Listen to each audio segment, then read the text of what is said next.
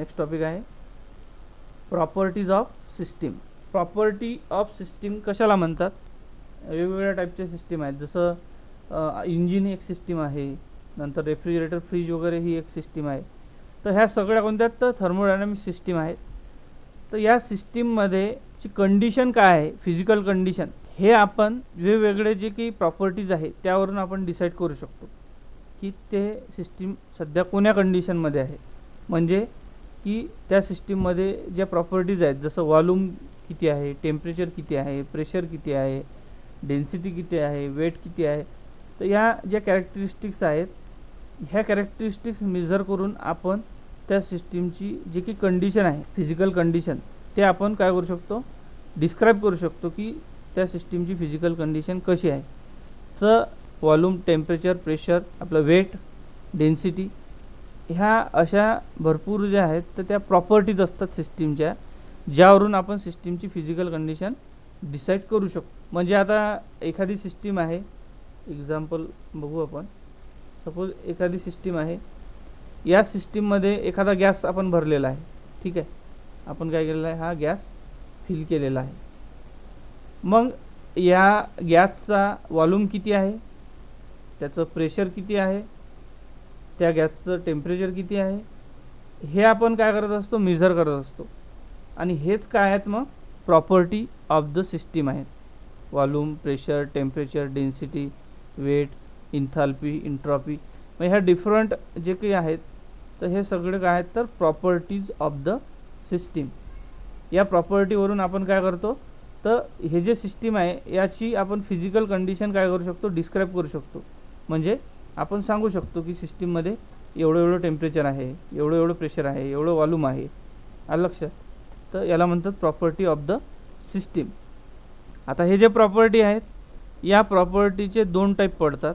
म्हणजे त्यावरून आपण त्यांचं काय करू शकतो, डिफरन्स करू शकतो की कोणत्या प्रॉपर्टी कोण्या याच्यामध्ये येतात. जसं दोन प्रॉपर्टी कोणकोणत्या आहेत, टाईप प्रॉपर्टीजचे दोन टाईप कोणते आहेत, एक आहे इंटेन्सिव्ह प्रॉपर्टी आहे आणि दुसरा आहे एक्सटेन्सिव्ह प्रॉपर्टी. असे दोन टाईप प्रॉपर्टीजचे तयार होतात. तर हे जे टाईप आहेत प्रॉपर्टीचे, यामधला फर्स्ट जो आहे तो आहे इंटेन्सिव्ह प्रॉपर्टी. आता इंटेन्सिव्ह प्रॉपर्टी कशाला म्हणतात, तर इंटेन्सिव्ह प्रॉपर्टी म्हणजेच ज्या प्रॉपर्टीज ह्या मासवर डिपेंड नाही आहेत, इंडिपेंडंट ऑन मास, म्हणजे मासवर डिपेंड नसतात, अशा सर्व प्रॉपर्टी ह्या इंटेन्सिव्ह प्रॉपर्टीमध्ये येतात. मासवर डिपेंड नसणे म्हणजे काय, की मास कमी हो किंवा वाढो, सिस्टीममधला जो मास आहे तो त्यामध्ये वाढो किंवा जास्त हो किंवा कमी हो, तो मासमध्ये कितीही काही चेंज झाला तरीही ज्या प्रॉपर्टी ज्या आहेत या प्रॉपर्टीवरती कुठलाच इफेक्ट होत नाही. या प्रॉपर्टी जे काही याचं व्हॅल्यू असेल, जे काही याची रीडिंग असेल, ते रीडिंग जसंच्या तसं राहते, त्यामध्ये कुठल्याच प्रकारचा चेंज होत नाही. तर अशा प्रॉपर्टीला आपण म्हणतो इंटेन्सिव्ह प्रॉपर्टी. आता इंटेन्सिव्ह प्रॉपर्टी कोणकोणत्या आहेत, तर त्यामध्ये प्रेशर आहे, टेम्परेचर आहे, डेन्सिटी आहे. आणखी काही प्रॉपर्टीज आहेत ज्या इंटेन्सिव्ह प्रॉपर्टीमध्ये येतात. तर आता आणखी आपण चांगल्या प्रकारे समजून घेऊ की इंटेन्सिव्ह प्रॉपर्टी म्हणजे ज्या मासवर डिपेंड नसतात ते कशा प्रकारे. तर याच्यासाठी आपण एक एक्झाम्पल घेऊ की आपण काय केलं, एक सपोज एक टँक घेतलं, एक आपल्याकडे काय आहे, टँक आहे किंवा एखादं वेसल आहे, त्यामध्ये आपण काय केलं, वॉटर फिल केलं. आपण काय केलं, यामध्ये जे काही वॉटर आहे ते वॉटर आपण यामध्ये फिल केलं. हे आहे वॉटर, पाणी. आणि मग आपण काय केलं, या पाण्याला काय केलं, हीट केलं. पाण्याला काय केलं, आपण हीट केलं, वॉटरला हीट केलं. हीट केल्यामुळे काय होईल, या पाण्याचं टेम्परेचर वाढेल. पाण्याचं टेम्परेचर काय होईल, वाढेल. ते सपोज झालं 100 डिग्री सेल्सिअस. इथे लक्षात, वॉटरचं टेम्परेचर झालं 100 डिग्री सेल्सिअस. एवढं आपण काय केलं, त्याला हीट केलं. आता यामध्ये एवढा वॉटर आहे, बरोबर, एवढं पाणी आहे. या पूर्ण पाण्याचं टेम्परेचर झालं आपलं 100 डिग्री सेल्सिअस. आता आपण काय केलं, यातलं अर्ध पाणी काढून घेतलं. यातलं अर्ध पाणी आपण काय केलं, काढून घेतलं. ठीक आहे.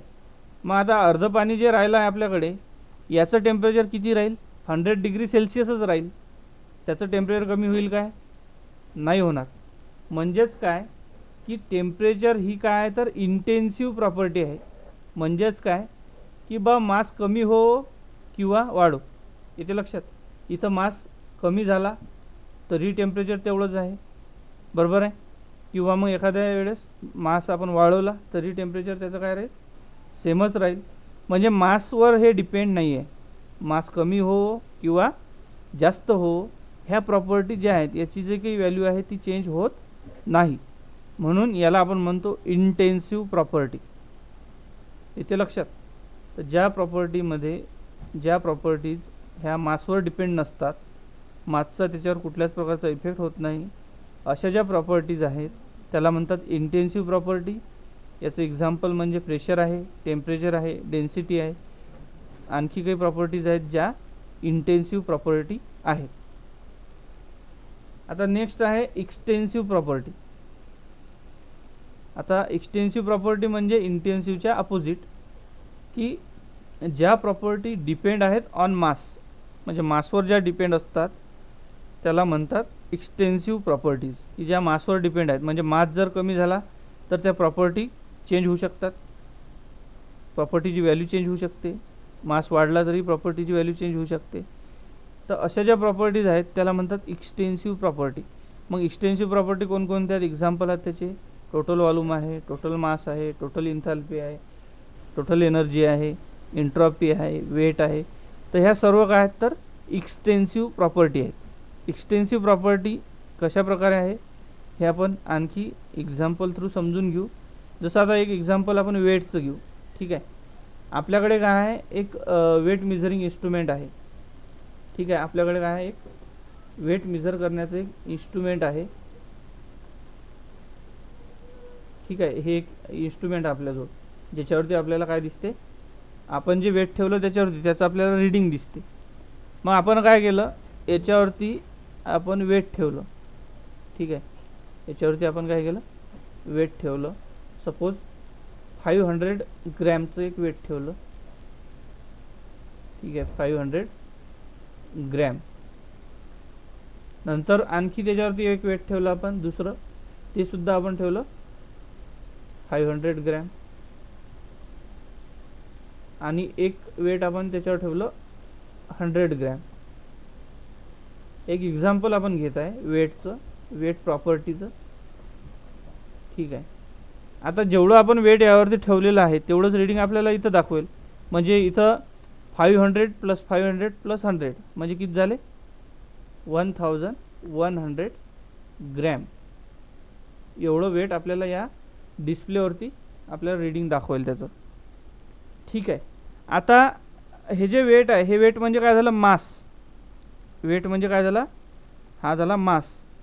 आता आपली हे जी प्रॉपर्टी आहे एक्सटेन्सिव्ह प्रॉपर्टी काय म्हणते, की ज्या प्रॉपर्टी मासवर डिपेंड असतात त्या एक्सटेन्सिव्ह प्रॉपर्टी आहेत. म्हणजेच काय की बा मास कमी झाला जास्त झाला तर त्या प्रॉपर्टीची व्हॅल्यू कमी जास्त होत असते. म्हणजेच काय की सपोज आपण यामधला मास जो आहे तो कमी करू. समजा आता हे जे आहे 1100 ग्रॅम आहे, यातला जो 100 ग्रॅम आहे हा आपण काय करू, हा कमी करू. म्हणजे यातलं मास काय केला आपण, कमी केला. तर मास जर कमी केला तर आपलं वेट काय होईल, इथं वेट काय होईल, आपलं वेटसुद्धा आपलं कमी होईल. म्हणजे वेट किती होईल आपलं, 1000 ग्रॅम. बरोबर, वेट कमी झालं. किंवा मग आपण इथं वेट आणखी वाढवलं. आपण आणखी यामध्ये काय केलं, 500 ग्रॅम काय केलं, ॲड केलं. तर आपलं वेट काय होईल, इथं रीडिंग जे आहे ते रीडिंग काय होईल, रीडिंग आपलं इथं वाढेल. बरोबर आहे.